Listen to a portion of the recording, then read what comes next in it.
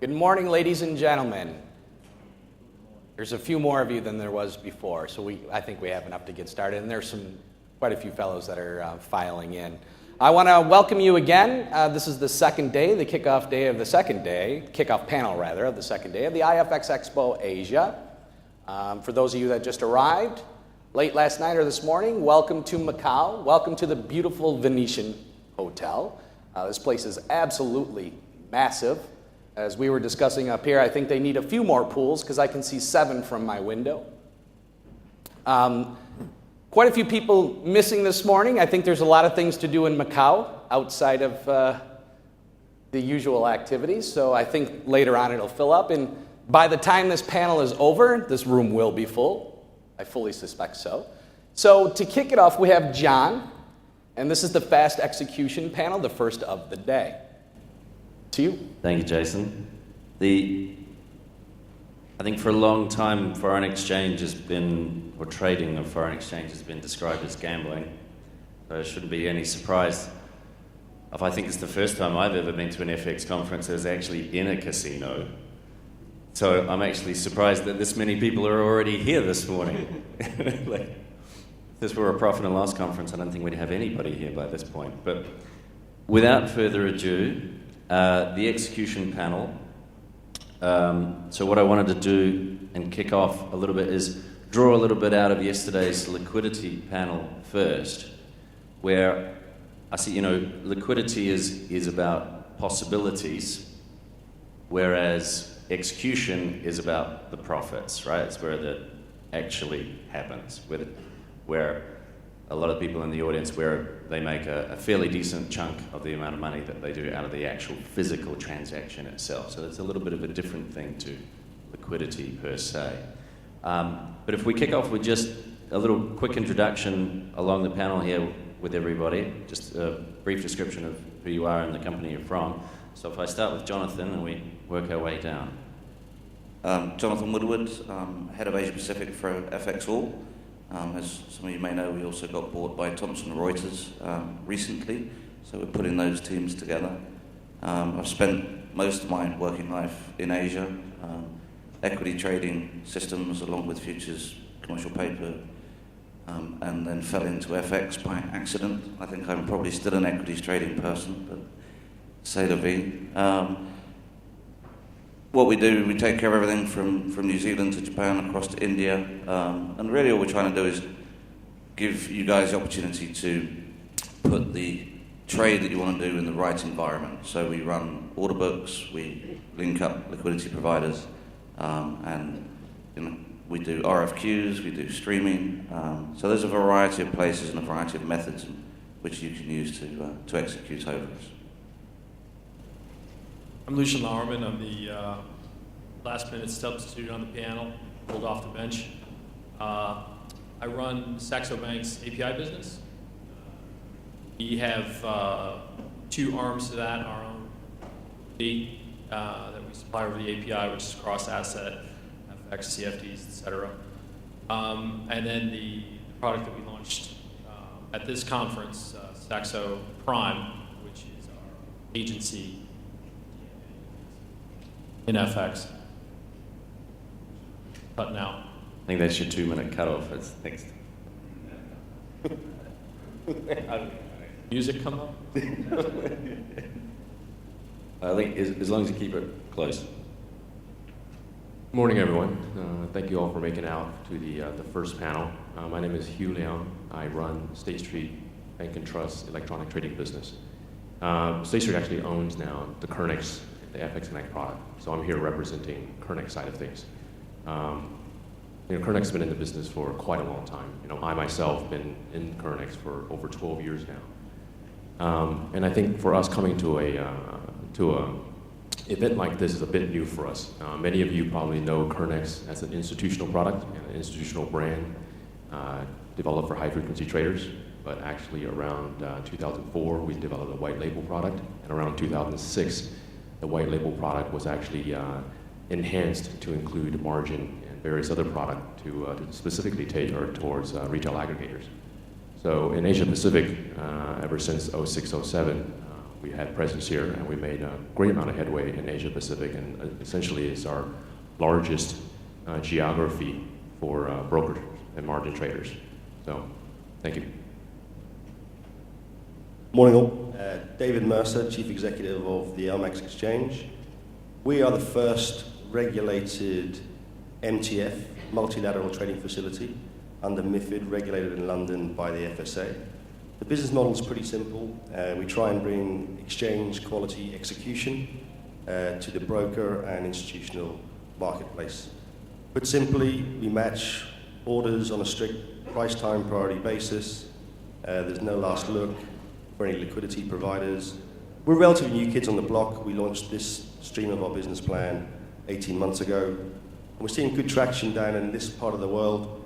Maybe 40% of our current client base come from Asia Pacific, and predominantly 80% of those clients would be broker dealers who are striving to achieve better quality, consistency, and precision of execution. Our underlying ethos is that exchange execution works best in other asset classes. We're trying to bring this to an OTC marketplace, which is foreign exchange. The one difference, of course, is we're not necessarily going down the route of central clearing. Clearing is still done bilaterally using prime brokers. Alan Schwartz, I guess we are the newest kid on the block. Been around for a little over a year. We're a technology company. We are we provide a price aggregation service. Interest to probably people out there is Broker Street.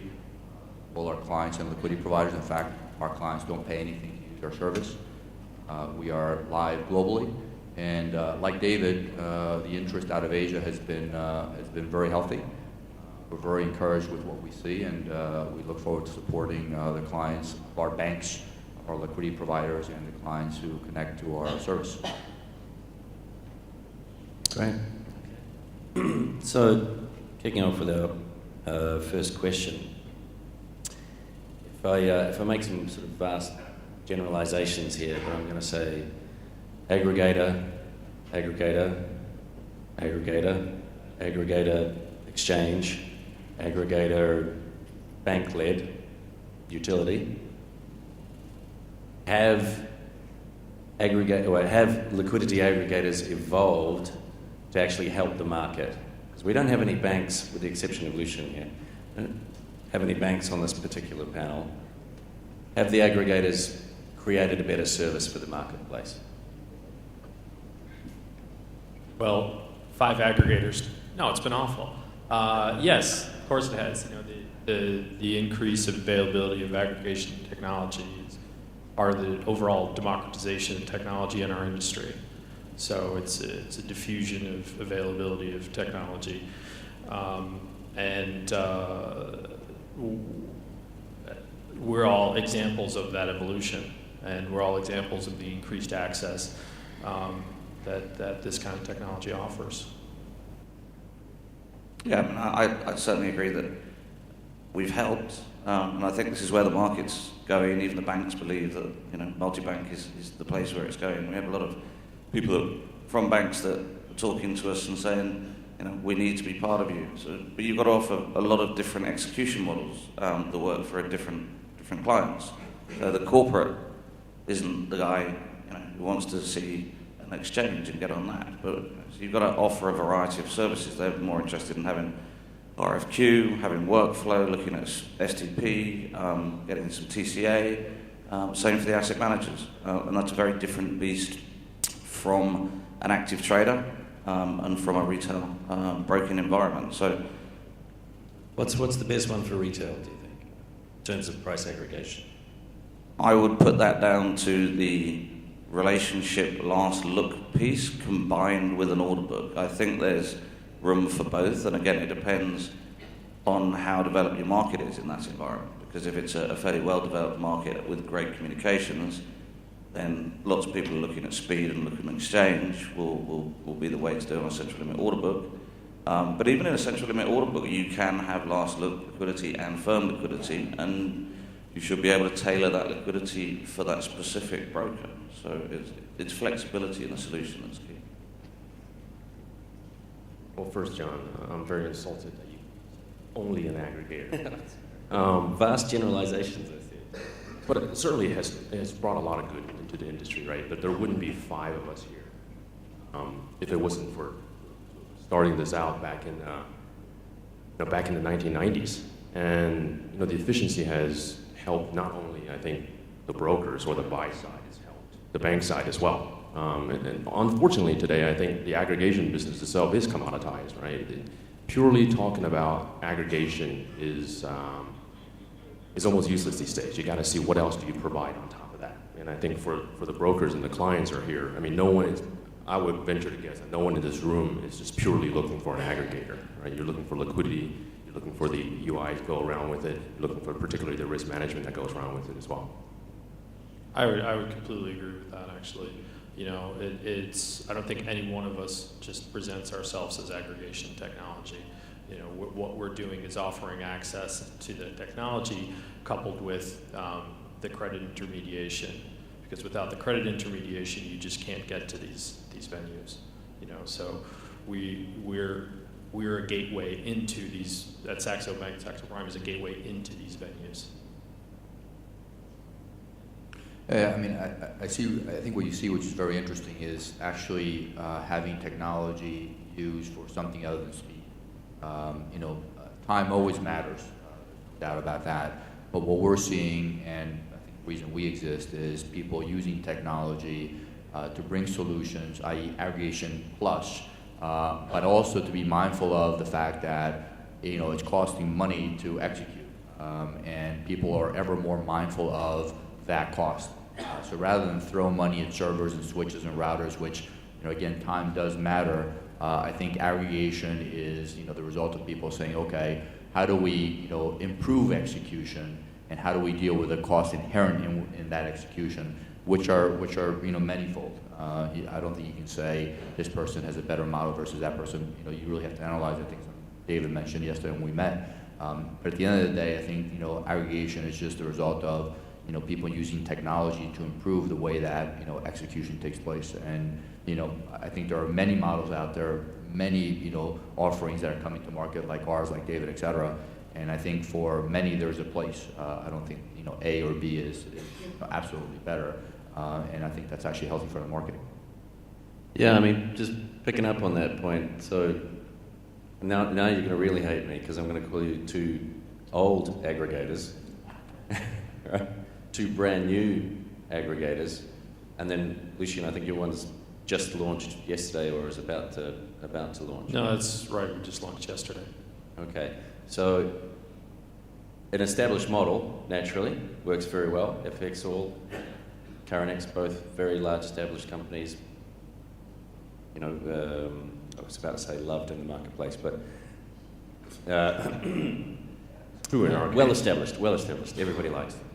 But then we've got two or 3 new models out there as well. One with an exchange sort of slant to it. So that a lot of innovation both in the existing players, but also with the newer ones.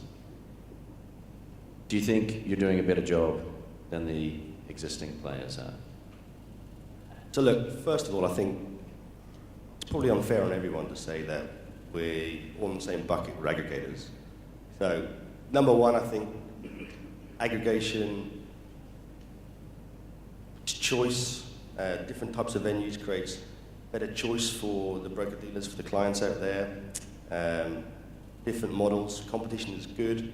We're happy to compete. And I think to the incumbents, so talking about the new kids on the block or the proliferation of venues or new venues out there, it doesn't necessarily follow that the best model 10 years ago was the best model today. So I'm an exchange evangelist. We fundamentally believe that exchange execution is the best deal for the client. If you look at the CME, you look at eBay, you look at the LSE, it's clear the world is going towards that method of execution. But still, we have to exist within a foreign exchange ecosystem. And I think we definitely bring a different level of choice to the clients out there. Now, ultimately, you've got to choose what's best for you. And I think what happens through all of these panelists up here and all the different offerings is you create different choice, more choice and more competition for you as the client. And that has to be a good thing. I mean, from my perspective, I don't think better or worse is the right term necessarily. Ultimately, something is going to be better or worse because, it gets to the top of the heap, right? But I think, what you see right now is people offering different ways of execution and addressing different pain points in that conversation. Our approach is, obviously addressing the cost model in particular. It's not incredibly inventive, quite honestly. It's very simple. But we've heard from the market that there is a solution that they're looking for X problem. David is addressing Y problem. I wouldn't say that, FXall or CurrentX are, better or worse. They have different model. Now that said, if what we're offering tends to be something that in fact the market wants, then you might see, some of the old people, and we're probably becoming old next year, moving in that direction. I think you've seen that. In fact, I think you've seen some of the incumbents recently, won't mention any names, look at the market and say, you know what, we weren't doing X a couple of years ago. We could have, chose not to, but now we're looking at the market and the market is actually saying to us, we actually want you to do that. And so you see more areas of a solution getting crowded, and then as anything else, you're going to see, some people fall by the wayside. So I wouldn't describe it as better or worse, but I think it is offering the market choice, and then the market's going to pick. And then that will become better or worse, and it'll continue to evolve. Yeah, I would definitely agree with Alan. I mean, we're someone who didn't previously offer an agency model and came to realize that it was a choice we needed to give to our clients. That there are certain key things that we bring to the table. We bring 20 years of operating our own liquidity pool and having those key relationships in the market, and that's something we're leveraging with this agency offering. So, I definitely agree with that. And I think there were some interesting things said in the execution in the liquidity panel yesterday. Steve Lynch from Nomura, on how different models, clients are coming to realization that these different models offer very different benefits to the client, right? Yeah, sure. I would say it's difficult to say whether there's a good model or a bad model, but it's clear that certain models fit certain clients, right? It's not a one-size-fits-all model. And if everything just worked, then why are all these new stars coming up, and why in the past things have fallen to the wayside? I don't know how many people in the audience here remember Atriax. It's one of these companies that was very much brings back a lot of memory when John and I probably talk about them. So certain models do work, and certain models probably not. From our point of view, you got to support essentially all the different models if you want to get the clients, because there's not going to be a single client a group of clients that comes in going only for this particular model. And if you only support a particular model, then you're basically just reducing the amount of client base you have. So CurrentX started out being an aggregator for the RFQ business, mostly for corporates, but unlike FXall, we kind of changed that model. It ended up being more for high-speed frequency traders. And at the same time, we have an anonymous pool of liquidity. That is the exchange model. And we think that putting the two together, depending on your relationship, depending on your needs, you might be more on the aggregation model, or you might be more on the exchange model, but certainly you've got to support all the different models out there. And one of the reasons why we ventured out into the retail aggregator business as well, and instead of just being on the institutional side. Yeah, I mean, just to that point, I mean, I think that's a main theme in the marketplace, that retail can't be ignored anymore. It's the reason why we're all here in the first place. There's a growing understanding in the institutional world that retail is getting bigger all the time and needs to be addressed. And I think the fact that CurrentX and FXall are here on this panel in the first place is a good example of that, where you've got a retail FX broker that became a bank. You have a retail FX broker that's becoming an exchange, and you have a bank-led initiative here also. So this is clearly a new and important area. Whilst the two, this is mainly addressed to the two of you. Whilst there hasn't been necessarily a CurrentX or an FXall retail system that the man in the street uses, but it is obviously a more important area for you as a place to provide liquidity to, provide execution services to. What are your thoughts on the future of this area?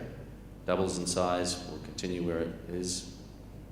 I don't think you get 1,000 people in Macau and 50 vendors in the room if we don't think it's going to grow, right? When Malaysia's opening up, Indonesia's opening up, you know that a lot of the Japanese brokers are looking to get out and go to the Middle East and Russia, and you know it's going to become, people are going to be running global businesses and putting the infrastructure and the support structure behind that. I suppose we would say we're quite. It's an area where we're very good at providing the liquidity and the infrastructure and the support on a global basis for people like that. So I think that's pretty key. Whether or not we're going to see 70 million people in China trading very shortly, I think that's going to take a while. Well, I hope so, right? But you know, one of the sayings is always people always overestimate the rate of change over 2 years and underestimate it over 10 years. And we look back, we're only 12 years old, right? 12, 13 years old. And I always look back and think what I was doing in 1999 and the technology in my pocket of the phone, right, I couldn't imagine that we'd be sitting here being able to stand on the stage and just click on prices and trade sitting out in the field somewhere. I mean, things are moving faster. So if we look at 2023, I think, yeah, maybe we will have 70 million people in China trading on LMAX, you know, over the internet, sitting on a phone in a field somewhere. So it's going to grow. It's going to keep going. The challenge will be whether or not the banks can keep up with that. You know, we've often talked that there's only about 11 real market makers left in the banking world. I don't think there's 800 market makers anywhere, unless you actually call every retail guy a market maker. He's a participant as far as I'm concerned. So I think the bank's got a challenge, right? So some of these non-bank LPs are going to be are key today, and they're going to grow. And also, as the banking teams contract and get rid of some very good people, they go and start new LP environments. So we are going to see a proliferation of people wanting to address this market. Well, I don't think any of us would be here if we didn't think the market was going to grow, or at least we're not hoping the market is going to grow. But I think there are two forces that potentially can hold the growth of the market for this year and also beyond.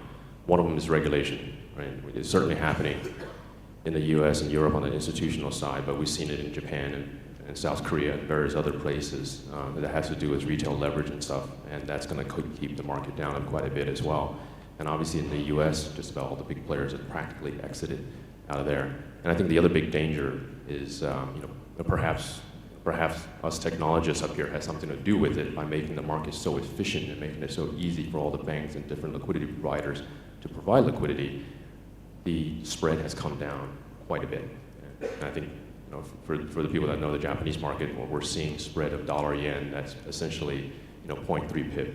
And I would venture to guess that even if you put, let's go back and talk about the 800 streams again. Even if you put the 800 streams together, you're probably not going to get anything tighter than that. And I would also argue that, contrary to some of the guys that talked about on the liquidity panel, it's not so easy to just put 6, 7 streams together and all of a sudden you get a 2 pip invert, right? If that was the case, then somebody would be using that as a whole business, just sitting there hitting on those. So I think the banks are certainly getting smarter. Even if you put 10 guys together, the spread is, they're not going to cross each other, and it's going to be very difficult for the brokers to be able to maintain that and continue to price it out that way. So, our point is, how do you help the market, right? How do you get? There's a lot of different aspects to it, right? There's different products you could try to use to entice the market. There's certainly on the liquidity side, if we just follow that theme, we spent quite a bit of effort working with the banks as well as the non-bank market makers. We do see that at a certain point, adding more banks on is just not going to help. You will get differences between the banks, certain commercial banks, whether you're a commercial bank or a retail bank or a State Street is a trust bank, you have uncorrelated flow. So you have your own unique skew that helps you, but at a certain point, it's just not going to help you. So I think the market will have to start considering working with guys that are not pure bank-side market makers, but at the same time, we all have to understand that you got to play on an open field and not alienate anyone. I would definitely echo that. it's been Saxo's experience that simply piling in liquidity providers does not improve your liquidity. You know, going from 20 to 50 will damage your overall experience rather than improve it. You know, it's really not a case of the more the merrier. You'll end up with really overall damaging your fill ratios if you do that. What you need is to be in an environment where the liquidity pool is properly managed. You know, I mean, we're not supposed to push our own stuff, but I mean, well, not directly. But, I mean, to that point, because that was a fairly major issue yesterday, and I think a lot of the people at this conference are still quite early stage in their brokerage operation. Now, does that mean that they maybe only need to plug in one of you guys at the moment? it depends where they are in their evolution. I mean, very early on, maybe it's okay to have a primary liquidity provider, you know. But I think with increases in sophistication, with increased challenges you have and the types of clients you bring on as a broker, you certainly need to be able to diversify the types of liquidity you're accessing. But again, there's an inflection point where if you're piling in liquidity providers, you're going to end up with the least common denominator. So a mechanism to filter that flow, perhaps, to differentiate the clickers from the algos, from the EAs? On both ends, right? You need to be able to correctly segment your flow, and you need to be able to have the mechanisms in place or the relationships in place or the correct partner to work with to create a liquidity pool that's appropriate for the segmented flow you're trying to cover. And I think what Lucian highlights is something I think we touched on initially, which is there are many aspects to execution. And you know, we all offer a solution. We approach it from a technology perspective, but underlying that, at least from our perspective, is that the relationship still is very important, is very key. And I think in the electronic world, that's something that people forget. That, you know, here you have a little computer, it just trades away and happy days. At the end of the day, at some point in that relationship, in that execution, the relationship is going to matter, whether it's at the beginning, during, or when there's a problem, in particular when there's a problem, right?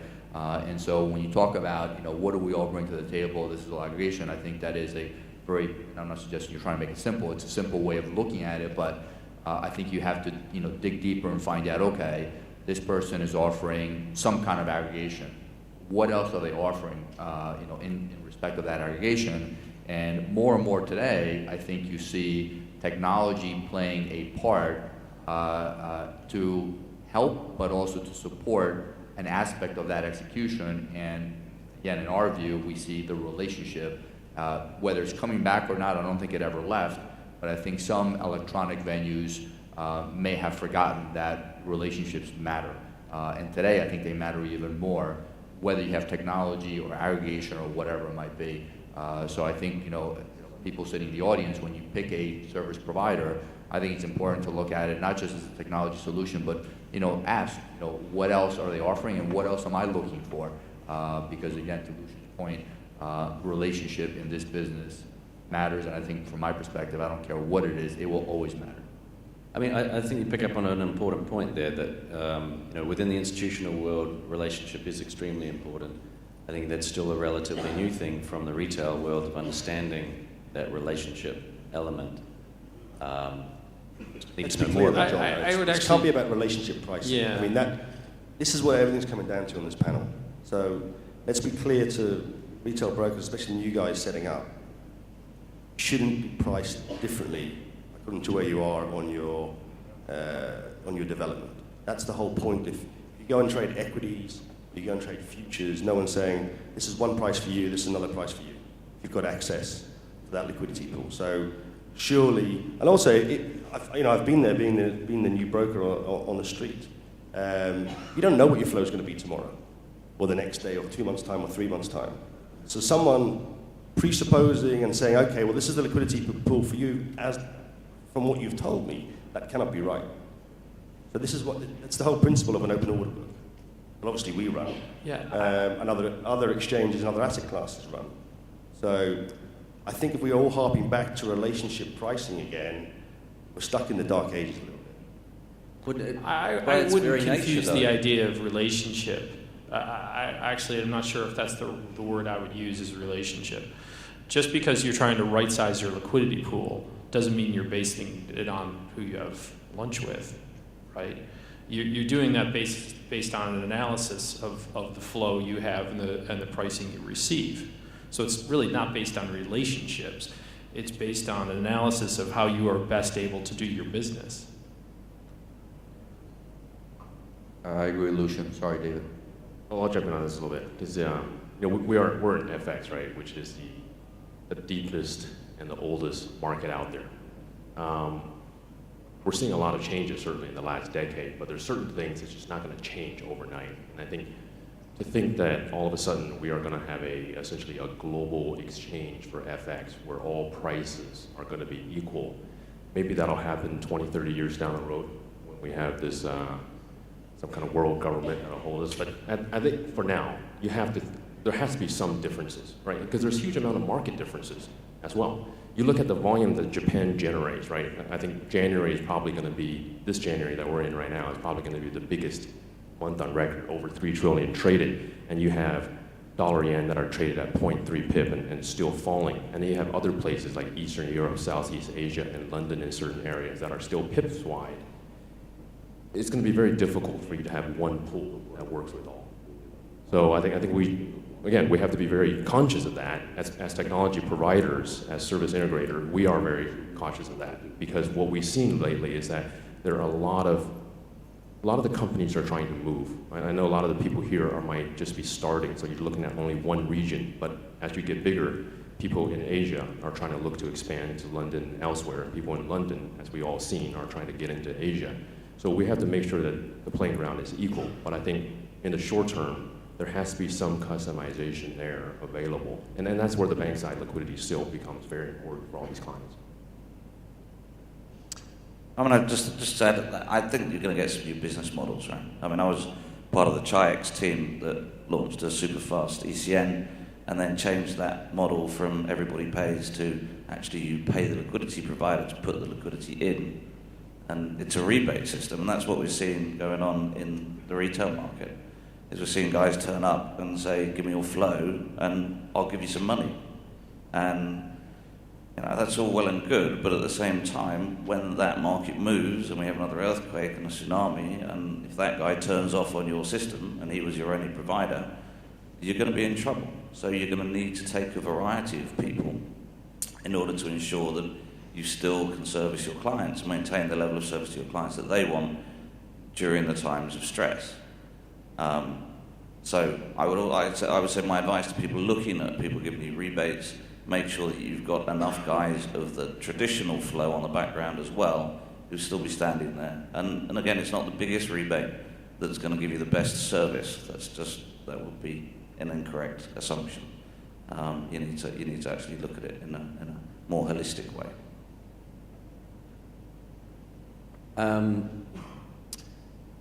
Gordon Gekko said greed is good. All right. Yesterday, Harpile said last look is good. Comes back to the relationship element. I think there's probably one for David. The last look was created as a means to an end, right? It was a way for the banks to protect themselves because the buy side had created far better technology than what the banks had. And they needed a way to catch up. Now, most banks have done that, but it is still around, and I think it's perhaps incorrectly thinly masked as, no, you just missed the price. But for the people in the audience, call it last look, call it you missed the price, call it whatever, it means that their customer didn't get the fill. Now, some of you have providers that have last look, one of you doesn't. What's everybody think about last look? I'll take that first. Oh, I know what you think, but No, look, let's open it up. First of all, I mean, I think it's clear, you're absolutely right. It was a business solution to a technology problem. And I think I can't speak for other venues. I think sometimes it works for certain providers and certain clients. But to be clear, as a regulated MTF, all our market makers, all our liquidity providers connect the same way, and no one has last look. Now, many of them are in the audience. I think if you ask them, they're not seeing a decrease in their yield. They're not seeing any problem with the prices they're providing, the quotes they're providing, without last look. I think technology's caught up. Put simply, if trade latencies are in sort of the region of 3 milliseconds, if market makers can cancel and replace in 1.5 milliseconds, I think the concept of last look will go by the wayside.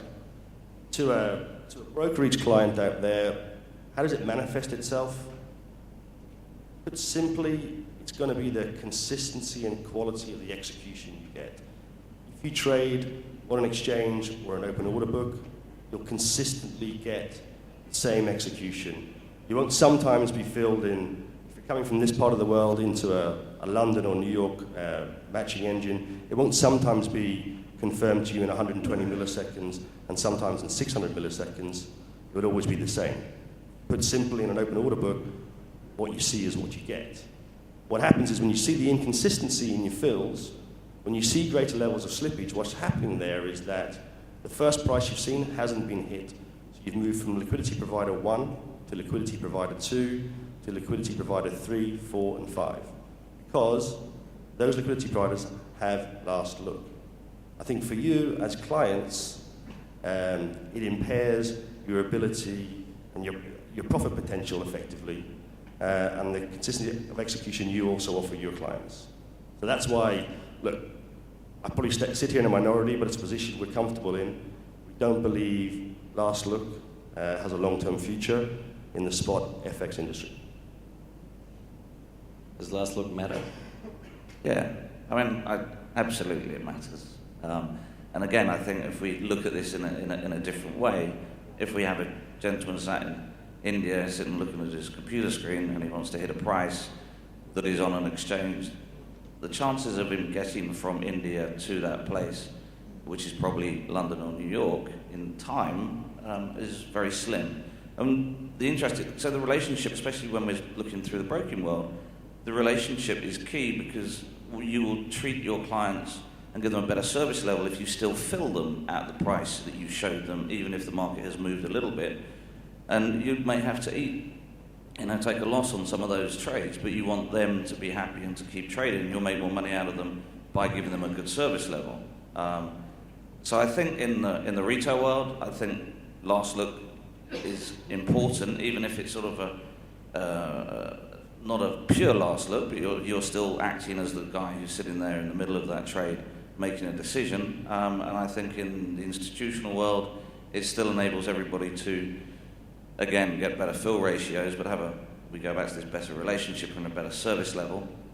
And then there are a whole bunch of guys that can afford to co-locate and don't want last look. They may have last look coming through some other stuff, and they only want to see firm orders. So again, I think you need a variety of different execution points depending on your business. And I think a couple of things that I wouldn't necessarily equate reject as being last look. I think that's overly simplistic. And second, I think it's an overstatement to say that technology now is no longer an issue when everybody's caught up, et cetera. Whether you're looking at it from the liquidity provider side or from the client side, and we see it all the time in terms of how people connect, et cetera, it's way of an overstatement to assume that these big banks all of a sudden are now caught up and everybody's co-located and is trading in microseconds. That's just not the case. And it's also not the case from the client perspective. So I think there's a couple of assumptions in the responses to say, well, we don't need it for this, that, or the other reason. And there's just a lot that goes into what is a reject. And I don't think it's accurate to say reject equals last look. I just don't think that's the case. Yeah, well, just to develop that on a little bit further, this conference is a very strong mix of people based within Asia and 50% of it for people who are not based in Asia who are here wanting to find out what's going on in Asia.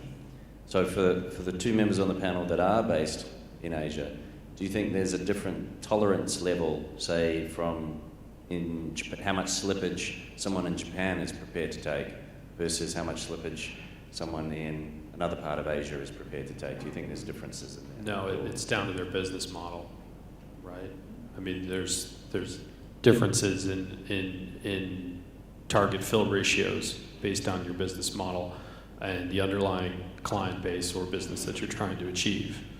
I mean, we have on our own API, on our own liquidity, we have a range of different client types from other brokers, large and small, to hedge funds, and they have very different goals in how they execute, and they have very different tolerances to fill ratios. No, I'm going to purposely not answer that question whether we think last look is good or exchange base is good, but I'll talk about it from just empirical data, right? We have enough flow worldwide and enough flow within Asia Pacific to see the difference between how this region works compared to other region, and within the region how it works between the exchange model versus the last look model. So I won't go into the specific percentage. Some clients do come back and they say, look, we have high rejects. We don't like the amount of rejects that we're getting. So then we have to dig into that data, right, and take a look and say, well, why are you getting all these rejects? And I think it is very correct. The liquidity panel talked about it. It doesn't matter whether it was a miss on an exchange or whether it's an actual reject by the bank. From a client perspective, it's a reject. But from a service provider, we have to know what the difference is. That's very important to us. And I think if we look at it as an aggregate, the actual percentage of bank rejects because of last look is relatively low. So what does that mean? Well, it means that most of the rejects are because it was missed. It wasn't in the book. Whether it's a specific exchange for just one client or as an aggregated system, you're still looking through the book. And then the next question is, well, why are you getting all these misses, right? So since we're talking about Asia, I think the real reason why a lot of clients see higher rejects here is because of latency, right? What are you going to do out here? We already have matching down to microseconds nowadays, and you have this natural 200 plus millisecond latency between Asia, New York, or New Jersey, wherever our primary server is located.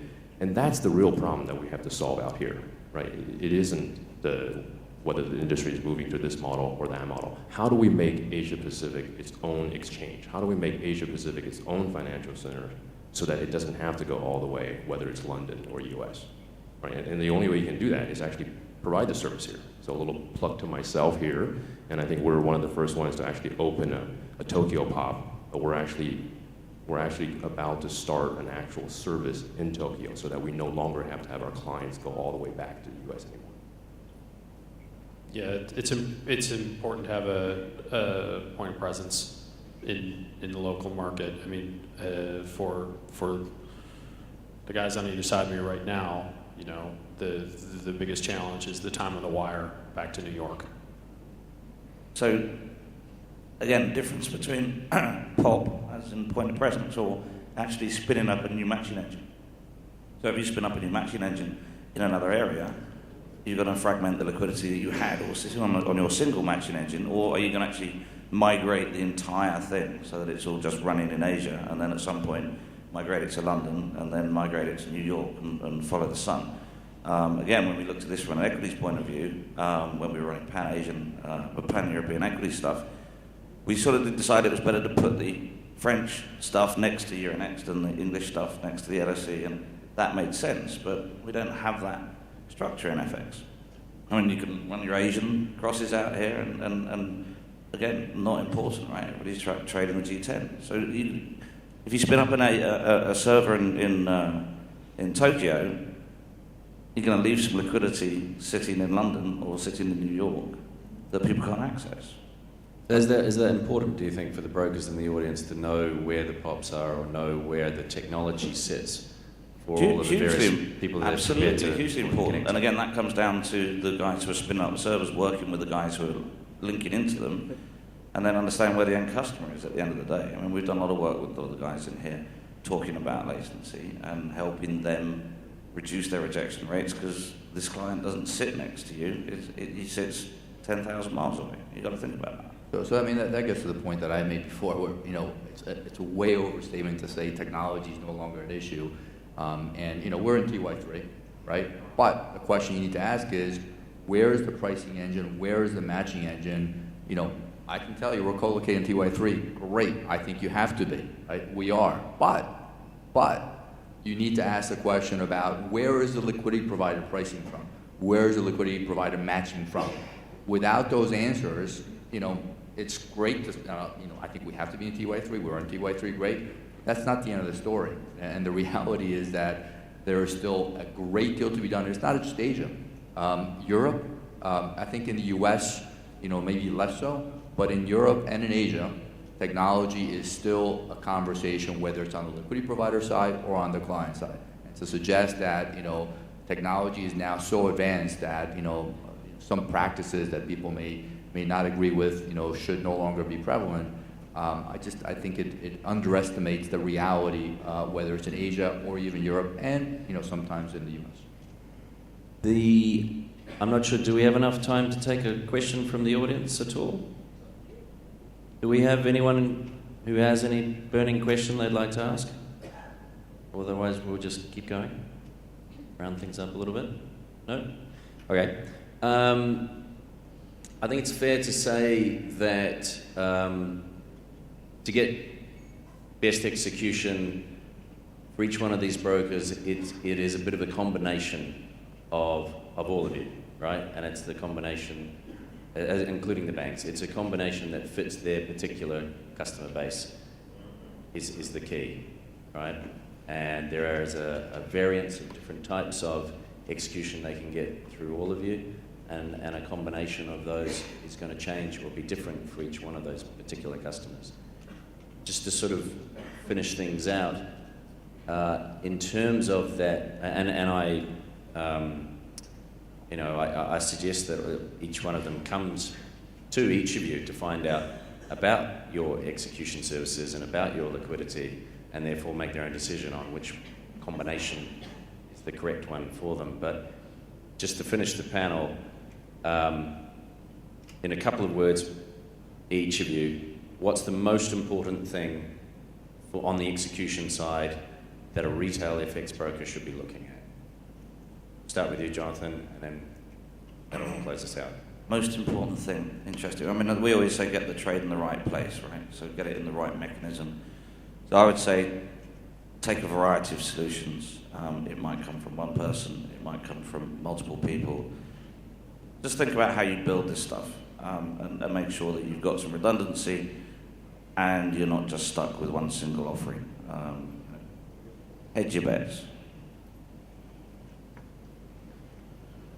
I think it's important to remember you need a combination of the credit intermediation, you know, so you can actually do the trade, you can clear the trade, connectivity, and access agreements, right? So you need those three things, and whatever combination of providers, or you come to somebody like us who can give you all of that wrapped together, you need all three. You can't just think, oh well, I'll solve this by a single venue. You know, you need to remember there's more to it than simply the venue. There's the credit intermediation and the agreements that you have to have in place to manage all of that together. Well, I would say, you know, quite simply, it's the overall package and experience. Right? And I think anybody here, a lot of people are probably focused very much on the headline price. And if you start digging through that, we didn't on this panel talk about cost of execution and so on. But when you get a platform, there's a lot to it, right? You got the support, you got the relationship with the banks, you got the infrastructure, and for the bigger brokers that are looking to expand, you have worldwide presence that you got to think about. So I would say it's just broaden your horizon and don't stick just on the pricing side of it, and look at, you know, what does the provider have to offer you, in particular in a long-term relationship, because it's quite a high cost to switch from one to another. I think it's pretty easy, and I think you know the answer as clients out there. First thing you must look at is your total cost of transaction. A lot of that's going to come back down to quality of execution. So by all means, measure it. Make sure everyone gives you the tools to do that across the venues. Compare and contrast I'm pretty certain that experience of exchange-style execution will lead you only to one answer. Bigger plug. I'd say you need us. I don't think you left me much, but I would say cost, transparency, and price, not necessarily in that order, but I think those are the three elements that I would probably look at. Great. Okay. Well, I'd like to thank each member of the panel, and we've gone on to hopefully good execution rather than facing it. And thank you very much. Thank you, gentlemen. Thank you, gentlemen. Thank you very much.